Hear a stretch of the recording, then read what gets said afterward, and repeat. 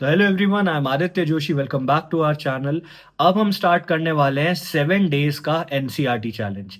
ये NCERT challenge जो है, इसमें हम 7 डेज के अंदर most important areas of NCERT cover करेंगे। फिजिक्स, केमिस्ट्री, बायो, तीनों सब्जेक्ट की।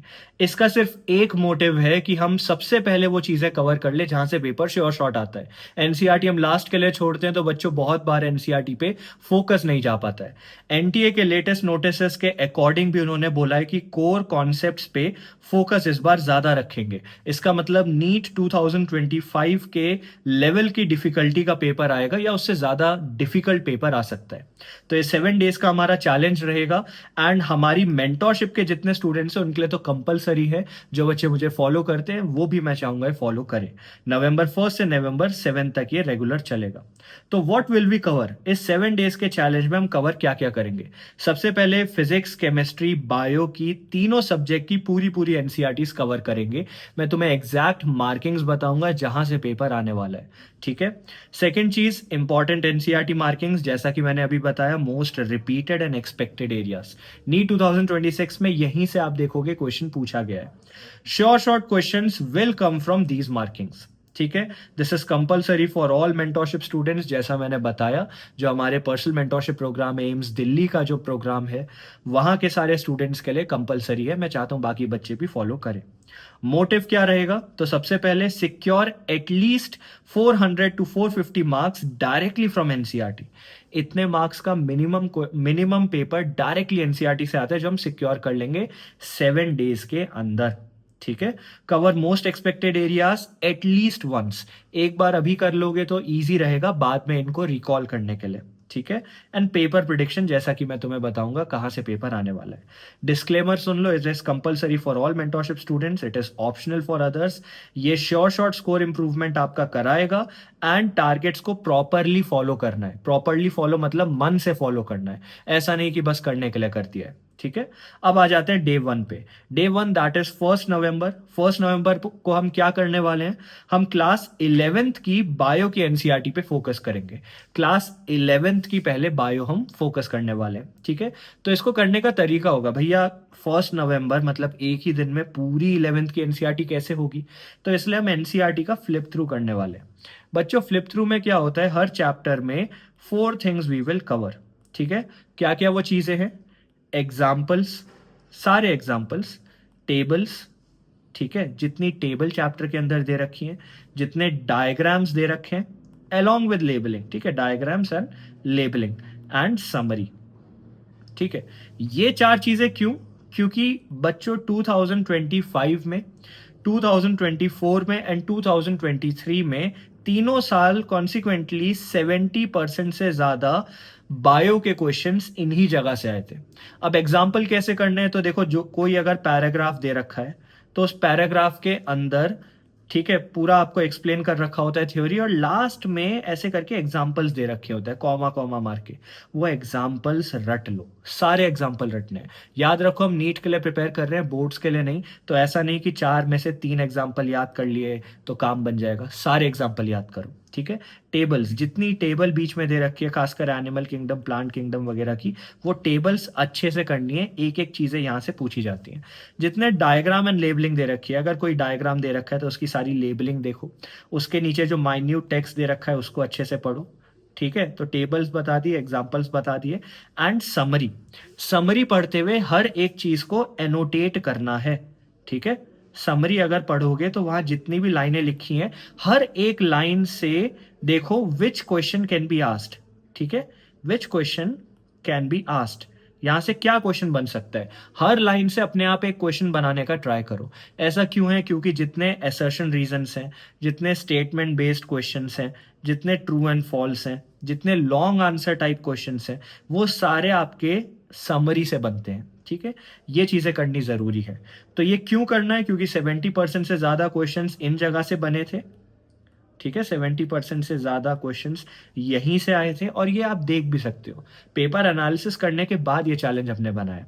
एंड कैसे करना है मैंने आपको बताया, हर एक चैप्टर खोल के मैनुअली करना है, तो डू दिस चैप्टर वाइज। तो पूरा चैप्टर नहीं पढ़ना है, पहले सिर्फ ये चीज़ें करो। हाँ बच्चों, कॉन्सेप्चुअल क्वेश्चन आएंगे, हाँ बच्चों थ्योरी से क्वेश्चन आएगा, लेकिन 70% क्वेश्चन यहाँ से आते हैं, इनको सबसे पहले करो। ठीक है, कोई शॉर्टकट नहीं, कोई यूट्यूब वीडियो नहीं, खुद से एनसीईआरटी खोल के करोगे। 2 नवंबर की बात करेंगे, अब आप करोगे क्लास 12th की बायो की एनसीईआरटी का फ्लिप थ्रू। बायो की एनसीईआरटी का flip through, again 4 question, 4 topic cover करने, क्या? Example, table, diagram, summary. समझ गए?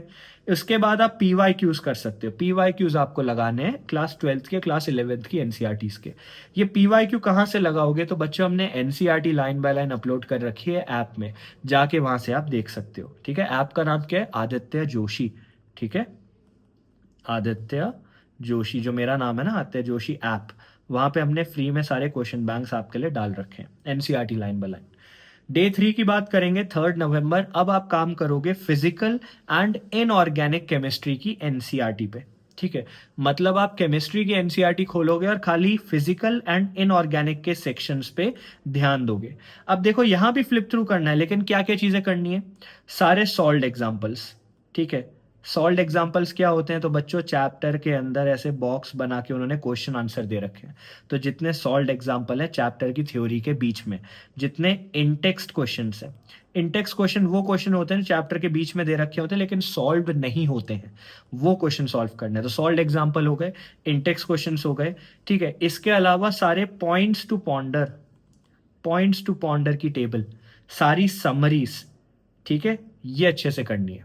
ये करना बहुत जरूरी है। पीवाईक्यू करोगे अगेन कहाँ से? ऐप में आपको मिल जाएंगे। मिनिमम मैं चाहूंगा आप इसके 100 पीवाईक्यूज डेफिनेटली करो। ठीक है, हाईलाइटेड कीवर्ड्स। अब ये हाईलाइटेड कीवर्ड्स कहाँ है? ये आपको मिलता है इनऑर्गेनिक केमिस्ट्री में। जितने इनऑर्गेनिक केमिस्ट्री का कोई भी चैप्टर खोल के देखो, जितनी थ्योरी दे रखी होती है, थ्योरी के बीच में उन्होंने कुछ कीवर्ड्स ऐसे हाईलाइट कर रखे होते हैं। यूजुअली वो होते हैं एक्सेप्शंस। वही एक्सेप्शंस पेपर में पूछे जाते हैं, भले मैच द फॉलोइंग में हो, कॉन्सेप्चुअल हो, कैसे भी हो। तो इसलिए ये करना जरूरी है। डे 4 में यानी कि 4 नवंबर को हम करेंगे ऑर्गेनिक केमिस्ट्री। ऑर्गेनिक केमिस्ट्री की एनसीईआरटी में क्या क्या करना होता है, बहुत ध्यान से देखना। सारे नेम रिएक्शंस, ठीक है, सारे इंटरमीडिएट, सारे कंपाउंड्स, ठीक है, सारे रीएजेंट्स, सारे जितनी भी इक्वेशंस दे रखी हैं। ठीक है, और इक्वेशन देखने का तरीका होता है। सपोज यहाँ A+B से बनाया C+D। ठीक है, ऑर्गेनिक केमिस्ट्री में देखो कौन से टाइप का एरो है, 1 साइडेड है, 2 साइडेड है, 2 साइडेड में भी ऐसे टाइप का है, कौन से टाइप का एरो है। इसके अलावा एरोस के ऊपर हीट अगर दे रखी है तो कितना केल्विन उन्होंने दे रखा है। अगर कोई प्रोडक्ट बन रहे हैं, ठीक है, कोई इंटरमीडिएट बन रहे हैं, कोई कंपाउंड बन रहे हैं, कोई रिएजेंट्स यहाँ पे ऐड हो रहे हैं, तो वो क्या चीजें हैं। ठीक है, ऐसा क्यों है? क्योंकि अब ऑर्गेनिक केमिस्ट्री में आपने देखा है सिंपल क्वेश्चंस नहीं आते हैं। वो ऐसे बोलेंगे A+B से बना C। ठीक है, सी में हमने ये XYZ डाला तो इससे बना डी, डी से हमने ये हीट कर दिया, ये कुछ निकल गया, इससे बना ई। अब बताओ ई क्या है, ई का IUPAC नेम क्या है, ऐसे पूछेंगे। तो ये ई और ये जो बाकी चीजें हैं ना बच्चों, ये तुम्हें एनसीईआरटी के अंदर ही मिल जाएंगी। तो जितने इसके अलावा स्ट्रक्चर्स दे रखे हैं, सारे एनसीईआरटी के स्ट्रक्चर्स अच्छे से करो। स्ट्रक्चर्स के IUPAC नेम तुम्हें पता होने चाहिए। एनसीईआरटी के अंदर जितने स्ट्रक्चर्स दे रखे हैं उनके IUPAC नेम तुम्हें आने चाहिए। इसके अलावा तुम्हें 2 स्ट्रक्चर दे रखे हैं सपोज, ठीक है, 2 स्ट्रक्चर के बीच में तुम्हें हो सकता है कंपैरिजन दे रखा हो, किस तरीके से यहाँ मेल्टिंग पॉइंट दे रखा होगा, यहाँ बॉइलिंग पॉइंट दे रखा होगा, इस तरीके से होता है। ठीक है, यहाँ पे वैल्यूज दे रखी होंगी मेल्टिंग पॉइंट की, बॉइलिंग पॉइंट की, इस तरीके से। ठीक है, अब ये वैल्यूज तुम्हें लर्न नहीं करनी है। ठीक है, you don't have to learn this. इन वैल्यूज की तुम्हें बस सीक्वेंस देखनी है कि किसका मेल्टिंग पॉइंट ज्यादा है, किसका कम है। ऐसे क्वेश्चंस 2026 में एज इट इज आ सकते हैं। तो तुम समझ गए किस तरीके से करना है। पीवाईक्यूज अगेन तुम्हें ऐप में फ्री में मिल जाएंगे। ठीक है, डे 5 में आ जाते हैं। डे 5 में तुम फिजिक्स की क्लास 11th की एनसीईआरटी करोगे एंड डे 6 में फिजिक्स की क्लास 12th की एनसीईआरटी करोगे। अगेन फिजिक्स की एनसीईआरटीज में ठीक है, क्या क्या चीजें कवर करनी है मैं तुम्हें ऑलरेडी बता चुका हूँ। जैसे केमिस्ट्री के एनसीईआरटी में था, ठीक है, सॉल्ट एग्जाम्पल हो गए, इंटेक्स क्वेश्चंस हो गए, ठीक है, पॉइंट्स टू पॉन्डर की ब्लू कलर के बॉक्सेस बने होते हैं वो हो गए, सारी समरीज हो गई। ये चीजें पूछी जाती है, एज इट इज पूछी जाएंगी विदाउट वैल्यू चेंज करे। ठीक है, तो ये हो जाएगा। डे 7 पे तुम क्या करोगे, डे 7 में रिव्यू करोगे वीकेस्ट चैप्टर्स को from NCERT. Physics chemistry bio तीनों में जो चैप्टर्स तुम्हारे वीकेस्ट हैं, अब देखो ये ऑनेस्टली काम करना है, ऐसा नहीं कि भैया देखो मेरा तो कोई वीक ही नहीं है या हो जाएगा, ऐसा नहीं। जो तुम्हारा वीकेस्ट है उसको रिव्यू करो, उसको ढंग से देखो। बायो की एनसीईआरटी फ्लिप थ्रू अगेन करो। बायो की एनसीईआरटी में क्या चार चीजें कवर करनी थी, एग्जाम्पल, टेबल, डायग्राम, समरी। अब बच्चों एक चीज याद रखना प्लीज, मुझे बकवास नहीं सुननी है कि भैया क्वेश्चन बाकी जगह से भी तो आ सकता है। डेफिनेटली आ सकता है, लेकिन मैंने तुम्हें क्या बोला, 2025, 2024, 2023 में 70% से ज्यादा क्वेश्चंस इन्हीं जगह से आए हैं। तो तुम 30% पे फोकस करने के लिए क्यों बैठे हो? पहले एनसीईआरटी में से इंपॉर्टेंट मार्किंग्स करो। सेकंड, ठीक है चलो फिर क्वेश्चन प्रैक्टिस हो गई, ठीक है। अब देखो तुम्हारे ना एफएक्यूज यहीं मैं देख लेता हूँ, फ्रीक्वेंटली आस्क्ड क्वेश्चन जो तुम्हारे होने वाले हैं। पहला, हु कैन ज्वाइन? तो भाई हर कोई, एनी वन कैन ज्वाइन। अगर तुम क्लास 12th में हो इसे ज्वाइन करो, अगर तुम ड्रॉपर हो इसको कर सकते हो, पार्शल ड्रॉपर इसको कर सकते हो, तो इजीली ये हो जाएगा। सेकंड चीज, इज इट डूएबल? ठीक है, कि भैया आपने तो बोल दिया पूरी फिजिक्स की एनसीईआरटी एक दिन में करनी है, क्लास 11th की है, क्लास 11th की फिजिक्स की एनसीईआरटी कैसे होगी, क्लास 12th की फिजिक्स की एनसीईआरटी कैसे होगी, ये तो इम्पॉसिबल है कर पाना। तो बच्चों क्लास 11th की और फिजिक्स की एनसीईआरटी में कितने ही क्वेश्चन है? चलो मान लिया क्लास 11th की एनसीईआरटी में अगर 30 चैप्टर्स भी हैं, जो कि नहीं है, क्लास 11th और क्लास 12th की एनसीईआरटी में 30 चैप्टर भी है, मतलब मैं तुम्हें कह रहा हूं टोटल फिजिक्स के चैप्टर अगर 60 भी है, जो कि नहीं है, तुम्हें भी पता है नहीं है, अगर इतने चैप्टर भी हैं तो हर चैप्टर में ज्यादा से ज्यादा 10 क्वेश्चन होते हैं इंटेक्स के या सॉल्ट एग्जाम्पल के, मतलब हो गए 600 क्वेश्चंस। तो क्या तुम 300 क्वेश्चंस पर डे नहीं लगा सकते हो, कंसिडरिंग ये एक चैलेंज है? और उन क्वेश्चंस के आंसर भी तुम्हें वहां दे रखे हैं, सोल्यूशन भी दे रखे हैं, खाली समझना है उनको। तुम एक दिन में 300 क्वेश्चन लगाने को रेडी नहीं होंगे क्या, कंसिडरिंग ये एक चैलेंज है? हो जाओगे ना? तो ये कैसे नहीं हो पाएगा? डेफिनेटली होगा। थर्ड चीज, भैया इसको करना कहां से है? तो इसको खुद से करना है एनसीईआरटी से। ठीक है, मुझे कोई एक्सक्यूजेस नहीं चाहिए। I am promising you this 7 days का चैलेंज है, इसको अच्छे से करो, इंप्रूवमेंट डेफिनेटली दिखेगा, क्योंकि अभी से एनसीईआरटी पे फोकस करोगे तभी बेनिफिशियल है, आगे जाके बहुत दिक्कत होगी नहीं तो। ठीक है, तो ये चैलेंज स्टार्ट हो गया है, 7 डेज मुझे डेली अपडेट्स चाहिए, भैया हम कर रहे हैं कि नहीं कर रहे हैं।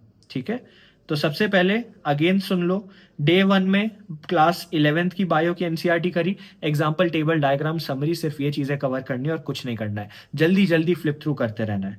डे 2 में क्लास 12th की एनसीईआरटी का फ्लिप थ्रू करना है, बायो की एनसीईआरटी का अगेन 4 चीजें। डे 3 में फिजिकल और इनऑर्गेनिक केमिस्ट्री। डे 4 में ऑर्गेनिक केमिस्ट्री, ऑर्गेनिक में एनसीईआरटी में क्या क्या इंपॉर्टेंट है मैंने तुम्हें बताया। डे 5, डे 6 में फिजिक्स की क्लास 11th और क्लास 12th की एनसीईआरटी मैंने तुम्हें बताया। सॉल्ट एग्जाम्पल, इंटेक्स क्वेश्चन इतने ज्यादा नहीं है, इजीली हो जाएगा। डे 7 में तुम रिव्यू करोगे और बायो को दोबारा करोगे। बच्चों अगर तुम ये ढंग से कर लेते हो, बायो की एनसीईआरटी में इजीली इजीली तुम 300 340 क्रॉस करने लगोगे। अगर तुम पीवाईक्यू इसके साथ इनकॉर्पोरेट कर लेते हो और एनालिसिस नोटबुक बना लेते हो, स्कोर और ज्यादा इंप्रूव होगा। ठीक है।